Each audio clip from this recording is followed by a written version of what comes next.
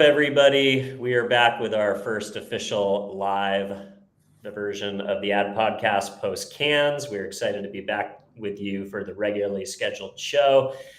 Today we have an exciting guest. We have Anders Bergstrom, who is the CMO of Calico AI.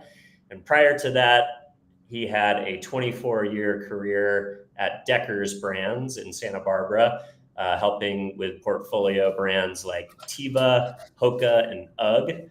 Anders, thanks so much for coming on the show, man. Thanks so much for having me, Dylan. It's great to be here, and welcome back from Cannes.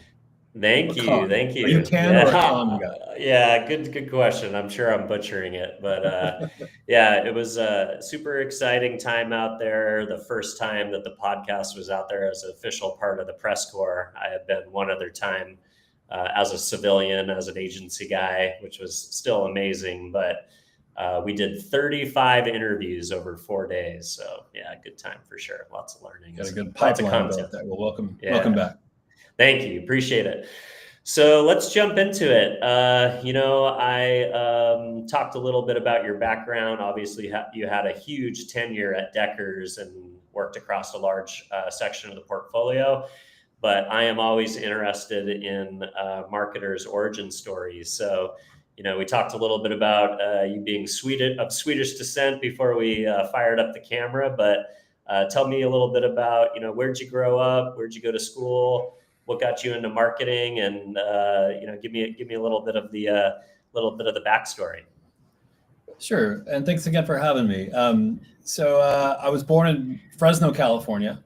Nice. I'm a Central Valley boy. So if anyone out there is a Valley folk, good on you. Yeah, let's go. I'm second generation Swedish immigrant. So my grandparents on my mom's side came over to a small town in the Valley called Kingsburg. And if anyone knows Kingsburg, that's a deep cut. But grew up in Fresno, son of a musician and a poet.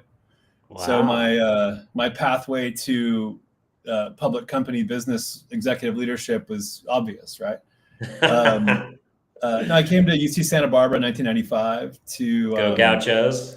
Go Gauchos. Go Gauchos. I came to play volleyball and to study, and realized that neither of those things were as fun as just hanging out in Isla Vista all the time. So ended up spending 5 years at UCSB, but that enabled me to spend 3 years running the AS program board, which was essentially, you probably, because you're an alumni, Extravaganza. Yeah, well, also my dad was a photographer in the 70s for the group too. So he shot Jackson Brown and Grateful Dead, and they used to have serious. I mean, they still have great shows, but they had really serious shows back in the 60s and 70s. So I may or may not have a few of your dad's photos in my garage here from nice. my time at the program board. Well, and I think the point of bringing that up is, that was a really cool experience because it was 12 or 13 of us who were students running an independent concert promoter, more or less free of adult supervision. And putting on big shows. And that was where I really kind of got my teeth cut in running a business and marketing being an essential part of it. But that really kicked in after I left school. I traveled for a year or so. And then when I came back, of course, came back to Santa Barbara like we all do, and found myself working as a marketing coordinator for this funny company hidden, behind the airport called Deckers Outdoor Corporation, which was I was just looking for a job, and ended up as the marketing coordinator for UGG at the time. And the real marketing professional origin story is a really short and simple one, which was my boss at the time was let go. His boss, who was Connie Rishwain, one of my great mentors and one of the legends in our industry, looked at me and said, "Hey, so-and-so's not here anymore. Can you handle it?" And I looked her straight in the eye and I lied. I said, "Absolutely." And, the lesson there being just, if you get the chance, say yes to the gig. Yeah. And it was at that time, it's the early days of Deckers, but I think it's kind of fun to look back. The entire company was about $99 million at that time. Wow. The stock was $3 a pop. And UGG itself was about $35 million, and it was about half the size of the Teva brand. And within the first year and change of my tenure there, UGG just went nuclear. And that's when, about 2003, 2004, UGG became the massive name and the massive brand that people know today. But when I started working on it, it was virtually nothing. Wow, that's and so crazy. It was a learning curve that I don't know that you could or would want to replicate today, because it was an amazing experience, but it was extremely difficult. There were 6 of us working on that business at the time.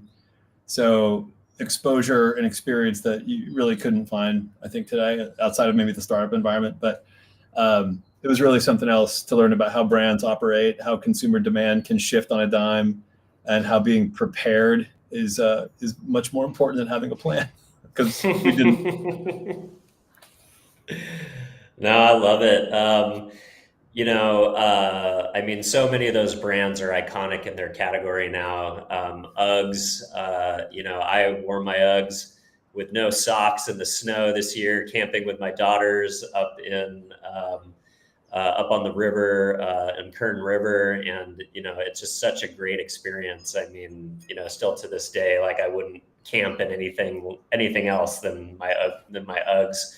And Teva, being just the only sandals that I'll ever travel with if I'm going anywhere where I think I'm going to hike and, want to get into the water, or go on a river hike in Hawaii. And then, of course, HOKA. These are all household names, all very different. Can you talk in some of the ways where you brought some of these brands to market and how you really created categories and made them leaders in their verticals? And, we can pull any one of those off the shelf, because I think all 3 of them are amazing case studies. Absolutely. Let's start at the beginning, because UGG is just such an incredible lesson in the power of differentiation and the power of polarity. UGG is a very polarizing product. It's one that you cannot ignore it. If it's in the room, everybody knows about it, right? It's hard to hide. It's a very upfront kind of thing. And so the backstory and kind of the anthropology of how it became huge from what it was when I was a kid, which is when we started working on it, UGG was mostly West Coast, almost entirely on the beach, and almost entirely worn by men.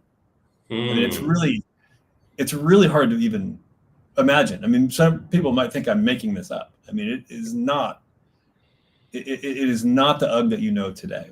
It was a very, very different kind of proposition.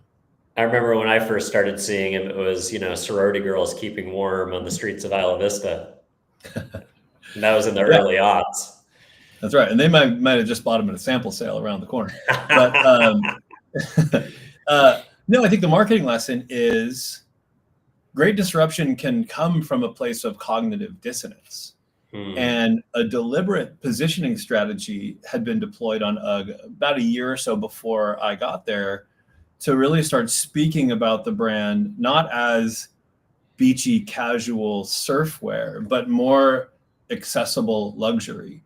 So the effect was to take the product experience of UGG and reframe it as a luxury item and as a luxury lifestyle, but one that only cost at that time $120 and not, buying a $8,000 Rolex.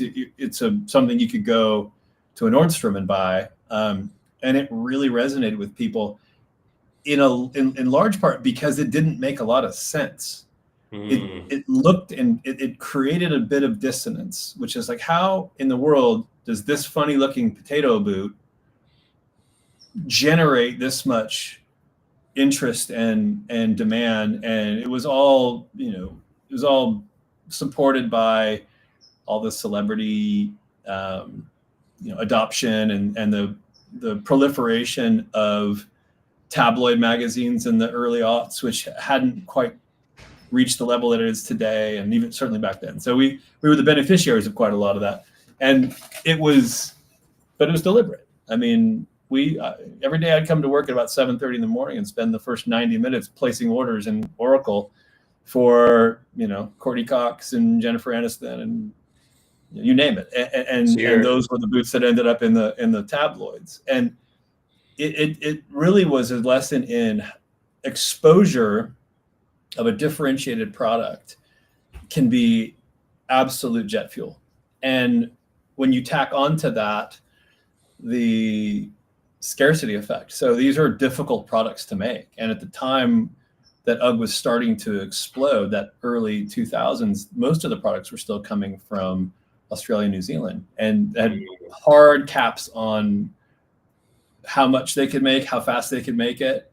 And so the great genius of Deckers at the time, and I give Connie all the credit in the world here, and a gentleman named Ken Hirschberg too, is to rapidly shift means of production from the cottage industry of Australia, New Zealand to quite frankly to China for their mass production expertise. And that's why we end up with the UGG we end up today, because there was so much pent up demand and supply just ran out. And it just absolutely made everybody crazy for UGG boots. I'll tell you a quick story. That year, I think it was probably 2003, I was down in Long Beach visiting some friends, and we drove by a church, and on the marquee, someone had written, and this was before you had an iPhone with a camera in it, so this you have to take my word for it. Somebody had written, you may not be able to find UGG boots this Christmas, but you can find Jesus. That's good copy. So that's how much it had woven into the culture, the scarcity effect. Yeah. And then HOKA is a fascinating story because it's really simple. And I think the lesson that I take from it, certainly working closely with Jean-Luc Diard, who's the founder, and I was on the team that acquired the brand, back in, I think it was like 2009, 2010. When you're starting from a place of product differentiation, so when you're like before marketers even touch anything, right? That product was so different because you have to go back to time and place, right? Back to early 2000s, UGG boots were all worn by funky old men surfers, and we made it into a youth fashion brand, right? At the time that HOKA emerged, everyone was wearing very minimalist. It was like minimalist running was a trend. It was something that many brands were hopping on. And the intuition of a couple of old shoe dogs at Deckers really led to a zag strategy. And then as far as bringing it to market, there was a lot of pressure on HOKA to, hey, why don't you just shrink your sidewall a little bit? Why don't you make it a little bit more like this and kind of adapt it to what's selling right now? And there was enough stubbornness in the business at the time and enough experience in the power of differentiation to say, listen, you know what? No, we're not going to do that. In fact, when you have a product that's already differentiated, the lesson to the marketers is you must not overthink it. You must not try to add too much of your own influence to the product and to its proposition, because you will only make it worse. Because what a consumer can see, there's a great old anecdote from Nike about this too. When they were debating how to come to market with visible air, I think this would have been 1983. Someone will check me on that. I think it's early 80s. It was a guy named Peter Strasser had this great quote, and this was one of the lore of footwear that everybody kind of knows. And they said, listen, if the consumer can see it and touch it, they'll buy it. And the debate was, do we cover up the air pocket or do we leave it visible for the consumer? And obviously we know which one won out. Right. And so the same logic applied to HOKA, which was that midsole, the way that geometry supported a runner.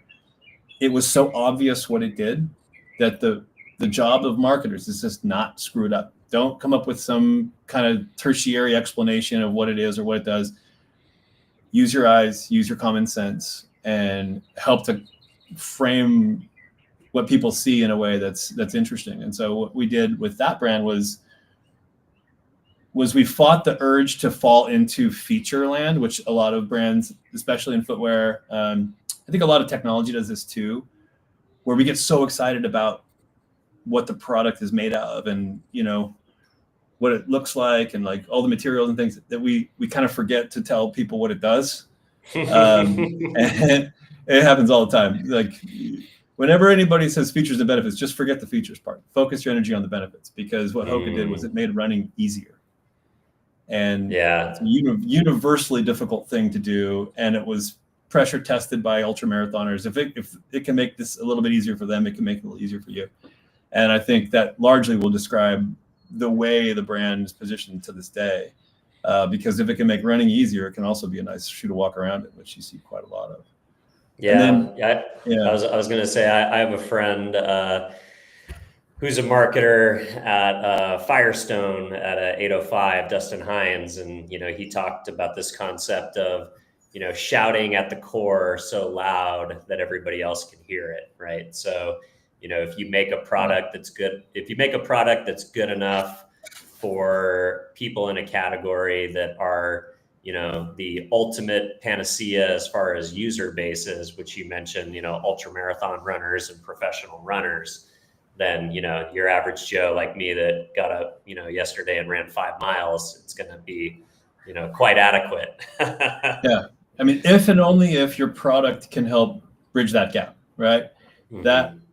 That's the necessary condition. That works as long as consumers can use their own intuition to say, because that shoe is this high, it's going to work for me. And it's the same way it works for that guy running 100 miles. I mean, there's a great, Doug Palladini at Vans was a real proponent of this strategy, where it's like, hey, the more resonant you are with the most important people to you, the more attractive you'll be to the people who are just outside that ring. And Vans they did a brilliant job with this for a long time.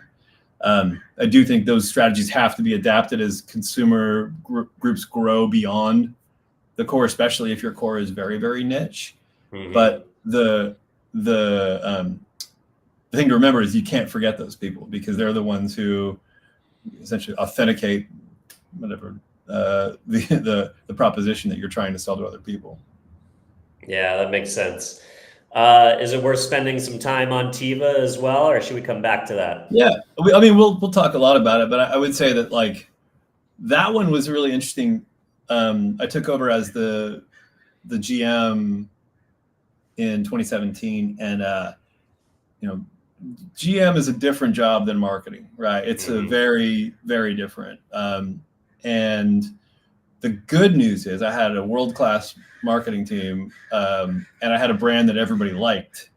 So most of the work I had to do on Teva at the very beginning was operational rather than reputational. The brand needed some help. It was a little unhealthy, but it wasn't unhealthy in the eyes of the consumer. And that's again, if the consumer likes your brand, you're 80% of the way there. You can get the rest of your house in order, and then be fairly successful. But the marketing lesson for Teva was really about, how do I take this extremely well known? It was really the awareness of the Teva brand is like best in class. I mean, it is wild how many people know about it, and reframe and contextualize it for a younger audience, which was starting to discover the brand on their own as I was starting to work on it. And that was an interesting balance, because it can be easy to say things like, well, we need to reposition Teva for this younger audience. I mean, my hot take is I don't think repositioning exists. I think you're either positioning or you're not. And meaning you're either effectively positioning, being more specific, you're either proposing to a consumer audience a product and a brand, an aspiration at a price point in a category that's attractive, or you're not. And many brands lose before they ever set foot in the ring, because they don't think too much about positioning, or they think they're married to a certain price in a certain sector, and they don't think all the way through it. So you can't really reposition, especially a brand like Teva. Like Teva is so well known. If you repositioned it, you would just look like you're a crazy person, because it can't be something else. Like, it has to be what it is. So the challenge to a marketer is to take what is familiar and true about a brand and reframe it in a relevant way. That's the big question: is, am I doing something that's relevant for a 20-year-old? insofar as I've been successful, is making it relevant to a 50-year-old, right? It has to be relevant, and that was the challenge. What was the new cultural relevance that you felt like you found taking a legacy brand like Teva into that new, category? Was it kind of, playing into the outdoor enthusiast? Was it, what was the cultural insight that you felt like took that brand and brought it into that younger demographic? We identified early on, and it was largely reading the marketplace, reading the culture, that the outdoors was becoming aspirational. So you were starting to see, kind of at the same time with Teva, there's some other brands that were really doing beautiful positioning work in the outdoors. It wasn't, guy with the zip off pants and the poles. It was something new, and it was more fashion. It was more sophisticated, and it was young. And this was just a cultural insight. It was just happening, right? Instagram was kind of coming up at the same time, and the outdoors looks really nice on Instagram. I mean, it still does to this day. And so the pivot was, okay, how do we place Teva in a meaningful and believable and real way in this, what we would call the modern outdoors, which was really just code for a world we wanted to build. And, if I had to, very quickly describe what the marketing challenge was for Teva, and positioning challenge was it was to world build. And we talked openly with customers and everyone about the modern outdoors, and what does it mean to be in this three-dimensional space where, the criteria that needed to have been met 25 years ago for being an outdoors person no longer mattered. It was more welcoming, more inclusive.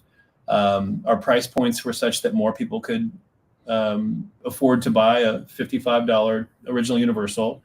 And we were just welcoming more and more people into the outdoors. And it happened to be at a time when there was increasing interest in that.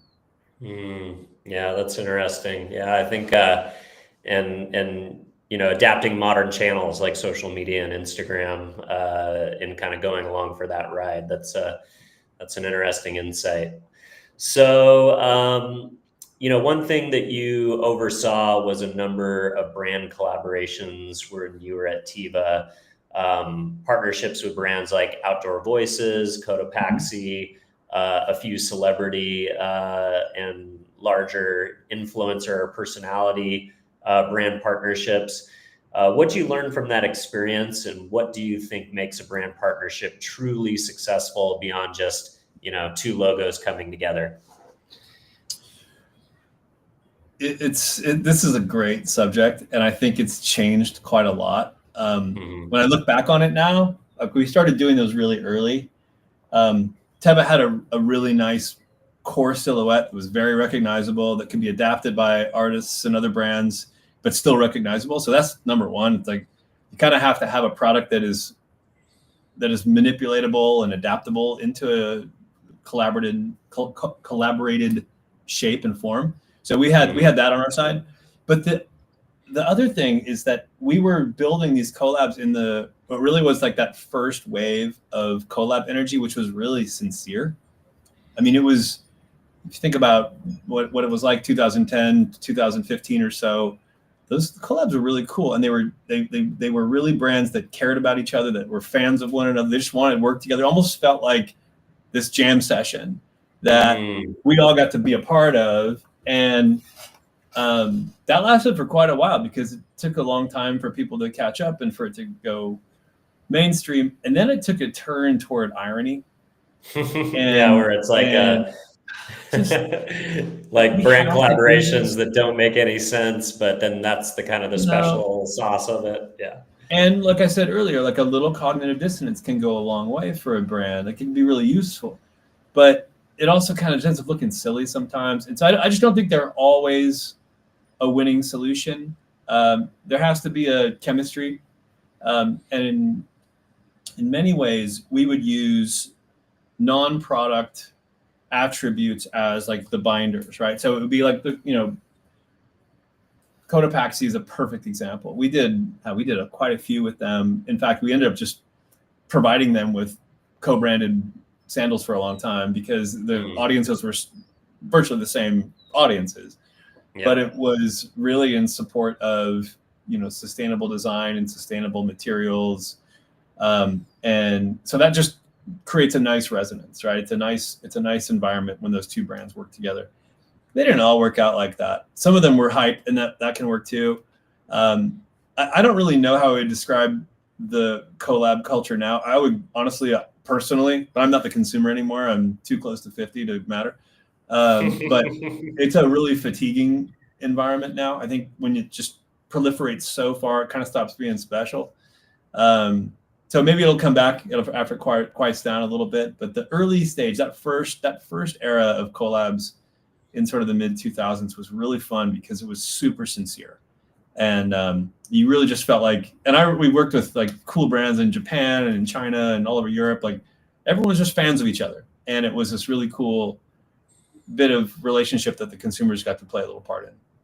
Yeah, I like that. I like the approach of, brand alignment, the values component that you mentioned with like Cotopaxi, starting from the perspective of like, hey, we both want to make products that are environmentally sustainable and that our consumers can feel good about when they vote with their wallets as far as their values are concerned with products.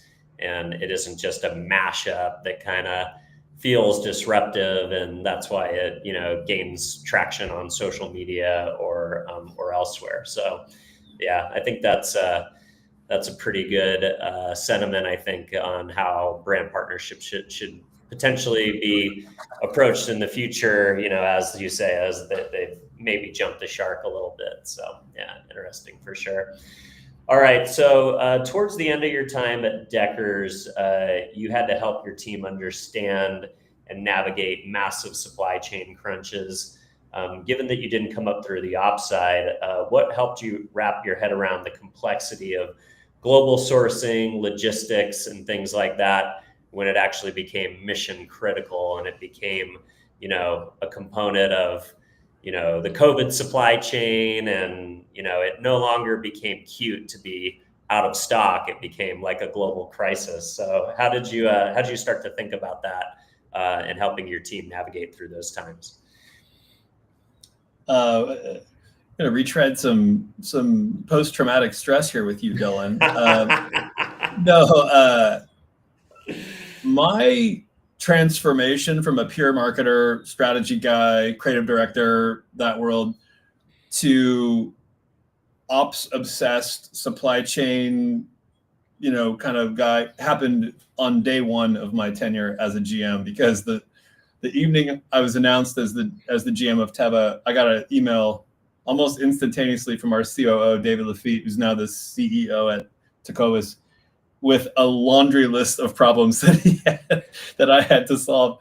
I think the lesson is, and maybe this is an interesting one, as your audience is largely marketers and strategy people, and I think that the layer of GM, president, CEO needs to be filled by more of you people and art types, because you have a way of thinking through your audience first, which people say they do, but it's a natural instinct for a marketer to do that.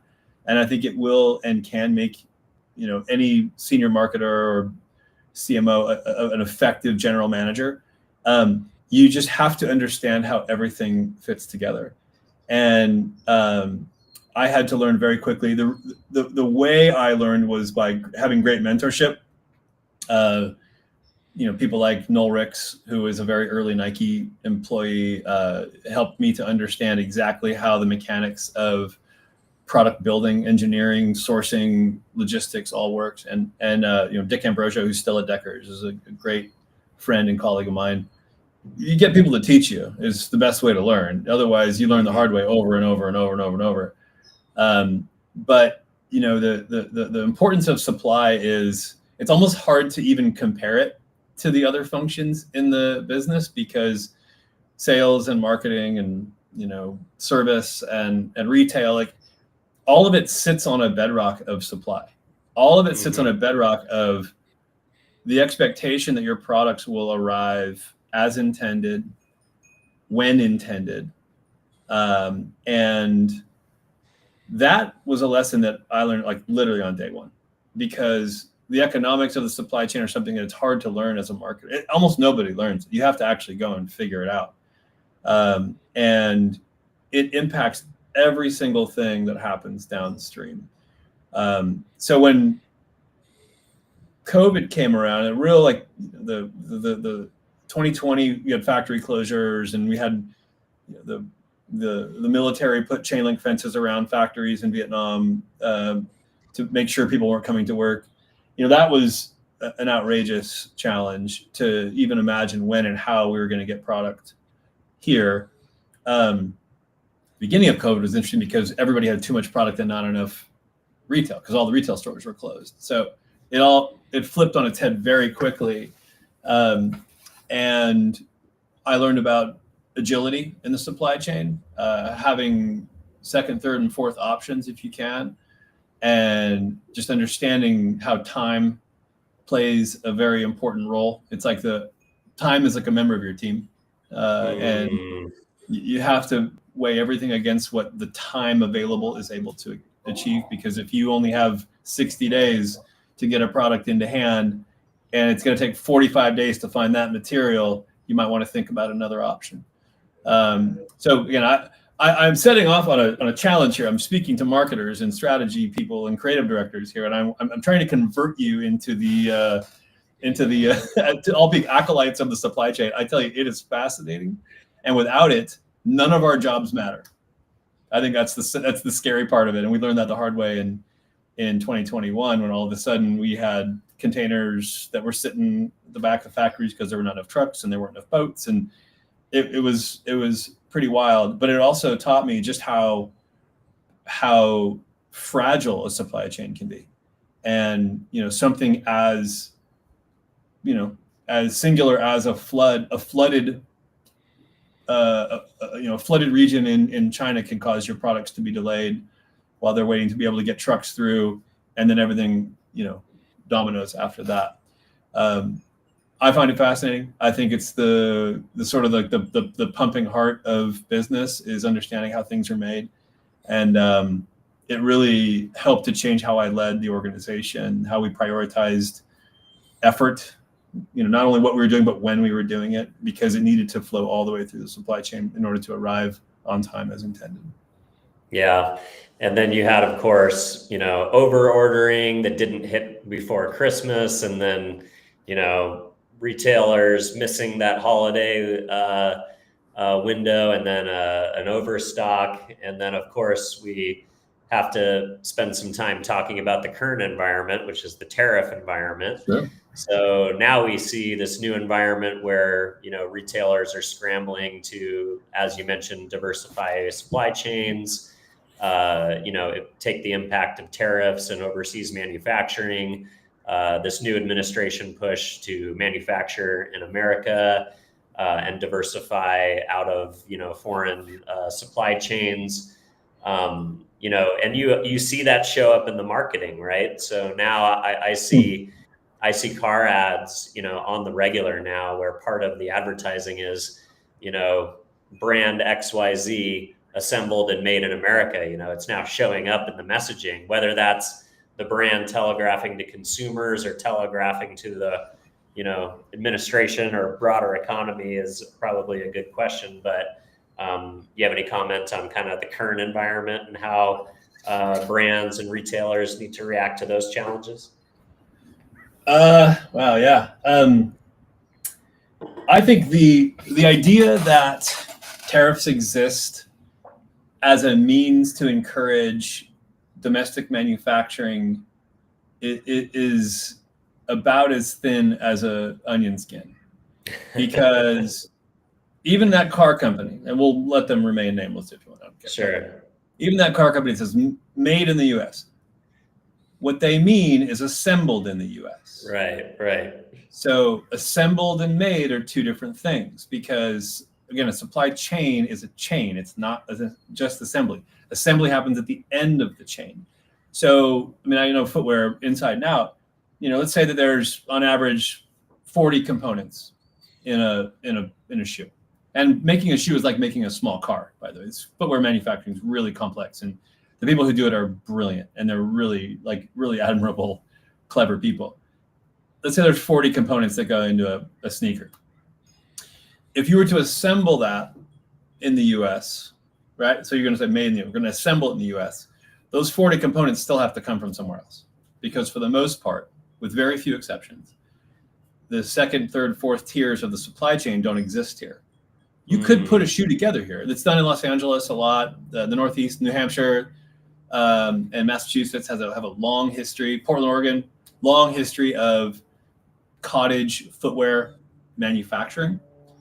But they're still, by and large, and there are some exceptions, but at scale, they're still importing their leather, their rubber, their foams, their textiles, their components from elsewhere. Same thing is true for this car that is made in the US, right? That long supply chain, all those, who knows how many components are in a car, right? Orders of magnitude more. Each one of those has to be brought into the US, and each one will be hit with a tariff. So instead of paying, on the footwear example, instead of paying one tariff for an imported good, you're paying 40. So the logic that you would be encouraging manufacturing in the US like this is just, it's ridiculous. So because the supply chains are not just assembly, right? That's just the last part. What the conversations I'm having now with people in the industry, in several industries, really it's just about, how do we plan? How do you, and I'm not envious. Like, these people are trying to figure out, right now we're on a tariff holiday, but that expires in a week. And that, we don't know what that's going to be. Is it going to be 30%? In Vietnam, is it going to be 46% again? Is China going to stay 30%? Is it going to be 30? You have to set your pricer somehow. When those goods go to your retailers, they have to know how much it's going to cost. And so if you put this in sort of a simple decision tree, like, a brand has to decide now what the products are going to cost for the holiday. It's that time. It's July. Everything's on the water. It's here already, right? Or it's coming out of the back of the factory today. So they're in a really tough spot, because you have to guess what it's going to actually cost. And someone is going to get it right. Someone's going to get it wrong. I would say that they're probably all going to hedge up, because the consumer has been prepared for a tariff regime, which means everything's going to be more expensive. I think they'll purchase less. But it's an impossible task for a brand and a retail to sort of negotiate where the pain is going to be felt. It'll be felt across the entire value chain for sure, but they got to set prices, and they're going to set them high. Yeah, no, it's interesting times we live in for sure. So what do you think brand and marketing leaders still misunderstand about the ops process? What's the biggest disconnect between marketing and ops? I think the biggest problem there is, it's because our lives are so busy, and marketing and sales, folks have a lot on their plate. It's comforting to say, like, what, supply is not my problem. They have that covered. I remember, I never set foot in a factory until I was the GM of a business, and I had to. I think that everybody is hurt in that regard, because the less you know about something, the more it can surprise you. And this is also how supply chain organizations get sequestered in companies. It happens a lot. They tend to be these really high performing groups of people, but you never really see them. You don't spend a lot of time with them. Maybe there's some figureheads at HQ, but they're kind of going back and forth. And in my time at Teva, I worked really hard to break down those silos and bring supply all the way down to the factory management level, like into the awareness of our global team, because they play a huge role. And it has to be deliberate. A leader has to do it, has to say, listen, you may not work in supply, marketers or sales ops people or whatever, but it is your problem. It is part of your job to understand how these goods go from here to there to there. Because otherwise you're going to be shocked and surprised when things go a little bit haywire. Whereas, the supply chain people, it happens to them every day. Like, they're always putting out fires, and they're really, that's why I loved working with them. They're so competent and and just collected and very good at their jobs. So I would say don't foster a curiosity about it, regardless of what your industry is, but be curious about how the supply side of your business works, because it can only help you later on. Love it. So you've made the move from a massive global consumer brand, and you're now at a B2B supply chain startup. Some would say that's an unconventional career change. Can you explain a little bit about what Calico does and what got you interested in making that jump? Well, the short answer is I met Kathleen Chan, who's the founder and CEO of Calico, and one of the most brilliant and interesting people I'd ever come across. And, you know, I think less about the size of the enterprise or the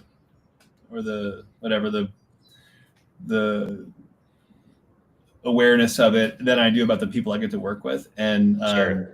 Teams matter. I was introduced to Kathleen about a year ago, and we just started chatting, and the fact that I get to work with someone of that level is an honor and a privilege. What Calico does is pretty phenomenal. Kathleen and her team have created an end-to-end product creation engine, which is driven by agentic AI. How familiar we are with this sort of AI modules that work on your behalf. Yep. And essentially, we give brands the opportunity to adopt a new way of working in product creation. And the Calico platform, which is really steeped in apparel and accessories at the moment, manages design, development, costing, sourcing, and manufacturing all in one place. And it does so by using these AI modules to both expedite the design and sampling portion of the process. And then for those in the business, Calico creates tech packs instantaneously. Once you're done with your design, the tech pack is just done.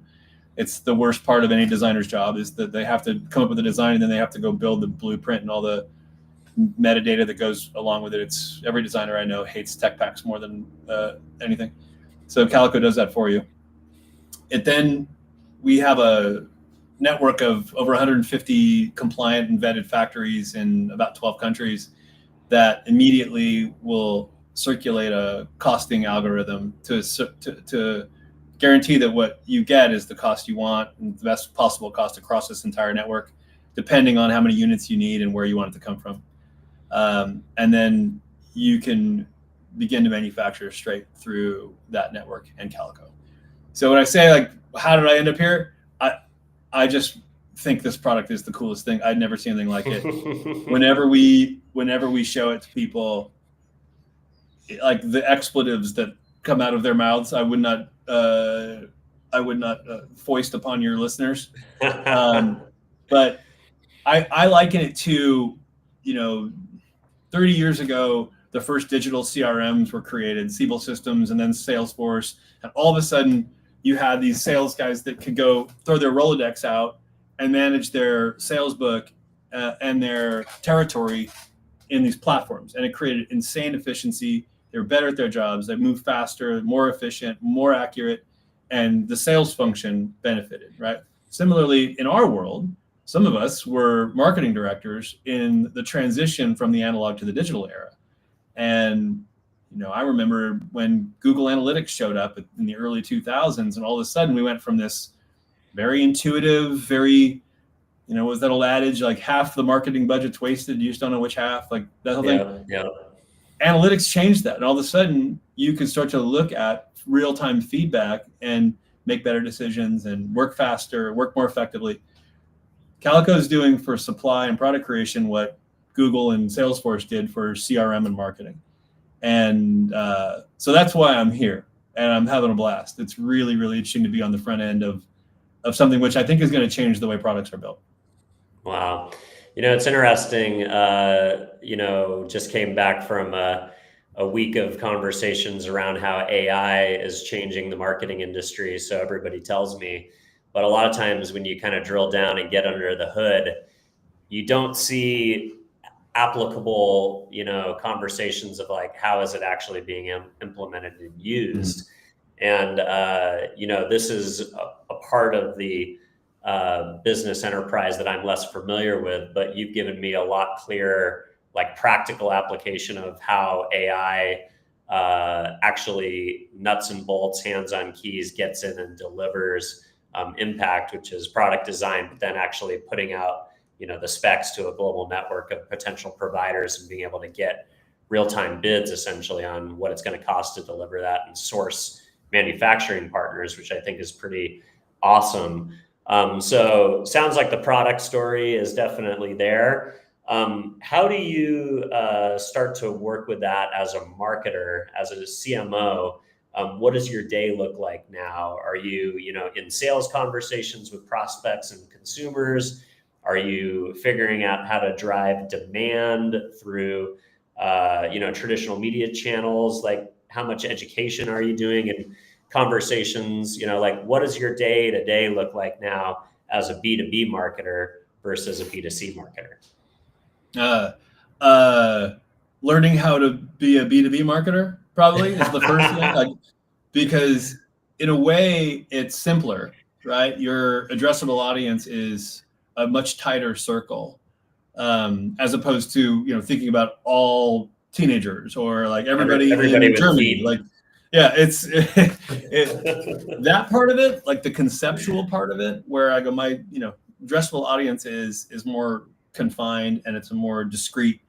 It is a little bit easier, but I also have learned that it's a much different tactic set, right? And you asked the question, how much education am I doing? Almost entirely that. We've, since Liberation Day, as you can imagine, a platform like Calico, where if you want to move from China to Turkey, you literally press a button and your products will be made in Turkey. It's like I told you, whereas, at bigger companies, we'd have to open an office in Istanbul and fly someone over for 6 months. No, there's factories there already, and we have already vetted them, and they're all compliant, and you can just move their stuff there, no problem. It's that simple. But so many people that I speak to as we're sort of piloting the growth of Calico, they hear that and it's just too good to be true. That can't be, right? And I don't. I agree with them. It sounds like it's too good to be true, because I too grew up in an environment where supply chains were static and they were fragile and they were easily broken. And if one thing went wrong, this is the truth, right? And everything has to be backed up a million times. What lies underneath, I think, our mission at Calico is not just to introduce technology as an expediter and a partner in the product creation process, but it's also to help coach everyone into a new way of working. And just those two examples I gave earlier, the Salesforce example, and then learning to adopt analytics. And I grew up in marketing in the magazine era, right? God bless Condé Nast, man. I had a lot of cool vacations because of them, but we're a different world now. Same thing is going to happen for supply and for product creation. It has to. It's been a function that people don't pay attention to, and it doesn't have a long history of breakthrough technology that's changing the ways of working. It's still very analog. And I think what Kathleen's created at Calico is a way of inspiring a new way of working for brands. And that's one of the things we talk about all the time, which is, how do you organize around it? How do you change your process? When your expectations go from, it takes a month to do that, to Calico can do it in a minute. Well, what do you do with those other 29 days and whatever? You have a choice to make as an organization. And it's difficult, but it's really fascinating and a lot of fun. Yeah, I love that. Around the topic of, AI disrupting and changing industries, the big fear obviously out there for so many is, elimination of jobs, companies becoming more efficient and needing less people. Do you guys see Calico as a way for organizations to become more nimble and need less people? Or do you see it as an accelerator for people who are already in those positions to do their job faster and better and be more efficient within the org? And, what is your kind of take from the kind of the larger conversations around AI and economic disruption as a source of, like you said, immense productivity, taking a 30-day process and breaking it down to a second? I would say the latter, right? So it's making, a good way to frame this, I think it's not replacing jobs, it's replacing some of the work. And when I think about the people who worked in my supply chain, from developers through material experts, through engineers, there was a lot of people, and they were at max capacity to get the product that was designed in this process all the way through. There was no wiggle room. They're not overstaffed. In fact, supply organizations are generally understaffed, right? They're the last people to be thought of. So the way we imagine the future shaping up is there's this, Kathleen calls it the messy middle of sourcing. And it's a real messy middle. Like, there's the pomp and circumstance of a design review and yay, and then it gets real messy. That gets really simplified in Calico. And I think the jobs of those people that are in that chain, the workload becomes different. And so there's always been a huge opportunity cost with a supply organization that is at full max capacity. It's very difficult to commercialize innovative materials, almost impossible to develop entirely new materials. There's just not enough time in the day. I think if you were to take a look at the people, the jobs, remove a portion of the overwhelming work, and then reassign and redeploy some of that time into other endeavors, you'd find yourself able to innovate more effectively, to be able to introduce new ideas in the upfront of the process. And I think you could change your organization pretty significantly. Wow. No, that's awesome. So it's more about taking teams that are traditionally just overburdened and always at max capacity and freeing them up to do more innovation, more creativity, and just taking some of the, the grunt work out of the middle. I mean, just that tech pack example. It can take between the tech pack and a bill of materials, which is the package that accompanies a design into a factory development center to be built. A developer and a designer could be working weeks on those. It's the worst part of the process. That happens instantaneously with Calico. It just happens because it sees what you designed, knows how it's to be built, and can put it together for you. And a designer having weeks now to work is going to do what? Other things, design cool stuff. Yeah. No, I love that. And then when you talked about that global network of 150 suppliers and being able to change suppliers from, say China to Turkey because of tariff situations quickly.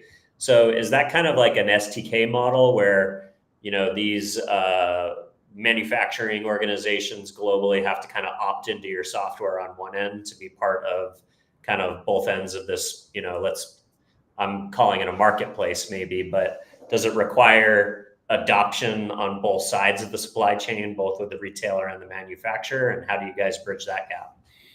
It does, but it's not just an opt-in, it's an earn-in. Calico has developed a very strict and stringent compliance process and audit process and certification, so that in order to be part of the network, it does take time. And there is a wait list as we speak. And Kathleen and her team, her sourcing team, are constantly working to ensure that the network is compliant and that any new additions also meet the standards that our customers hold, because their standards are our standards. So it's not as simple as an opt-in, although quite a few factories do want to have access to the network. It's just a matter of, are they ready or not? Got it. Okay. So we talked a little bit about, navigating the tariff regime. A big trend right now, of course, is deleveraging supply chains in China. Some of that is geopolitical. Some of that is driven around labor issues? Do you hear about, potential human rights abuses in China and things like that? But from the end of the day, China is becoming a less viable from a cost and a geopolitical risk perspective. How are you guys helping brands navigate this new world? What are the trends, and where do you think brands should be thinking about as new markets to reshore manufacturing into a supply chain that is, in line with the geopolitical situation, but also maybe more humane and ethical sourcing options, I suppose, for a lack of a better word.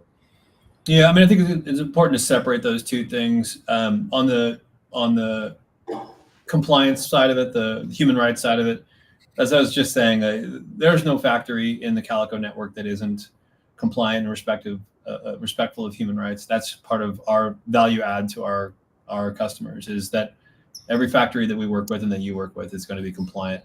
On the reshoring bit, I think how are we working with brands? It really is to show them that this doesn't have to be a painful process. This doesn't have to be.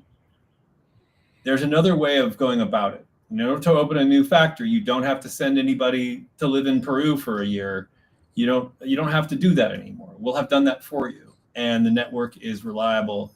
And in the platform, you'll see just exactly how the cost is implicated, how the duties are implicated, tariffs, but also, freight and logistics and everything else.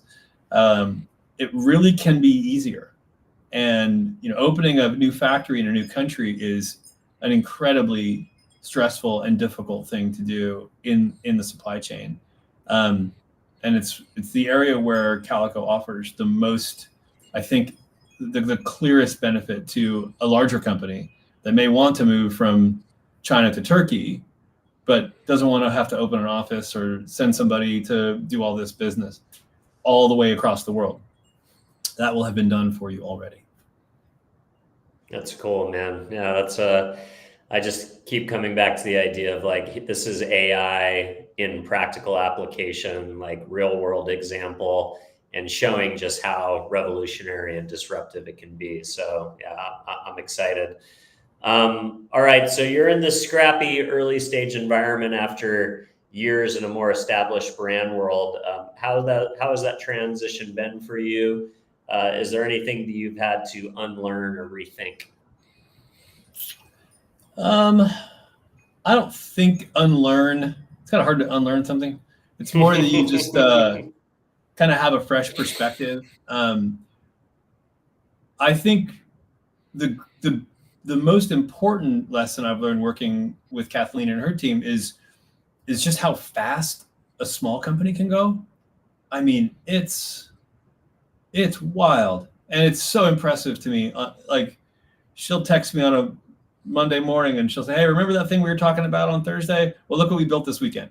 And it's like, what? Like, it's a level of operation which for them is just, our team at Calico, it's just natural. It's how we work. They're building. The feeling of building is a really exciting place to be. Like, it is an exciting role to be in a building phase.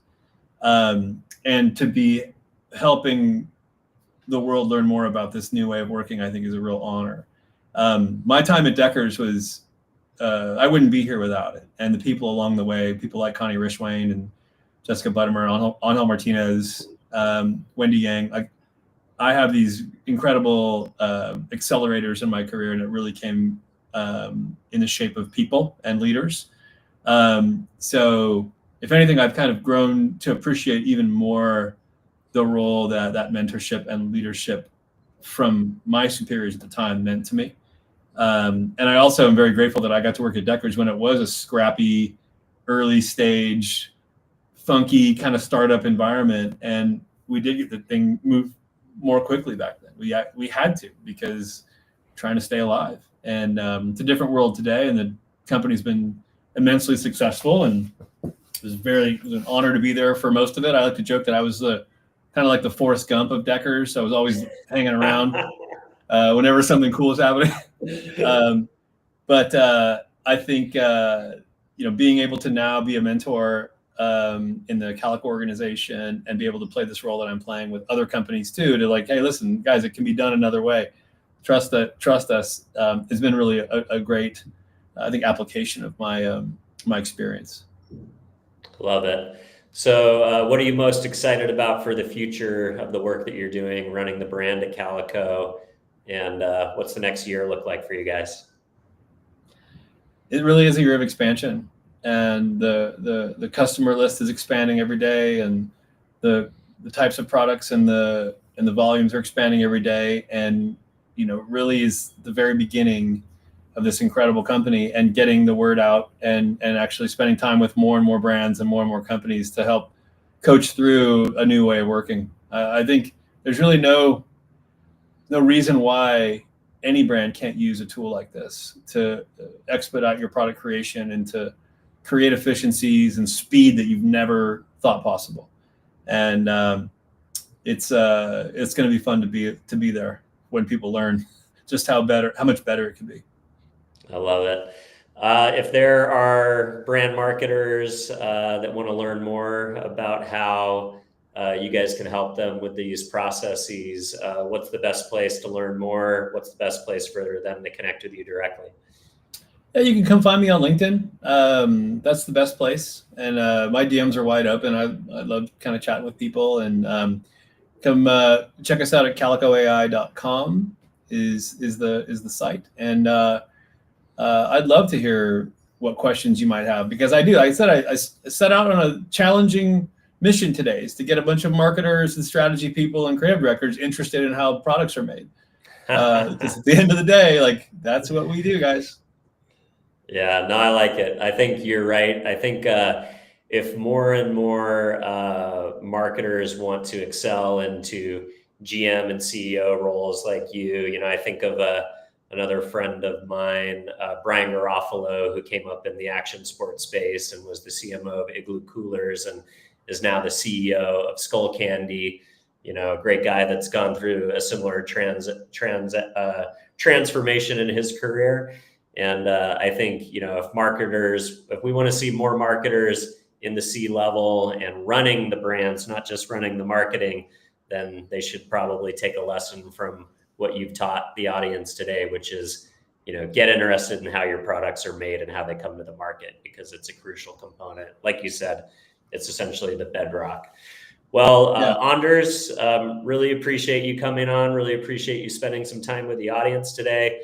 For everybody who's watching at home, if you enjoyed what we put down today, don't forget to give us a follow or subscribe wherever you happen to be watching the show. Also, if you rate the podcast and give us an honest review, that's how we find a larger audience. And most importantly, if there's a marketer out there somewhere in your life, or somebody at a brand that manufactures and design products, which is most direct-to-consumer brands, or anybody selling through retail, or somebody that you feel needs to learn a little bit more about supply chain and how the world of AI is practically revolutionizing this space, don't forget to share the show with your colleague. With that, we'll go ahead and sign off. Anders, thanks for coming on, man. Thank you, Dylan. It was a pleasure and an honor. All right. We'll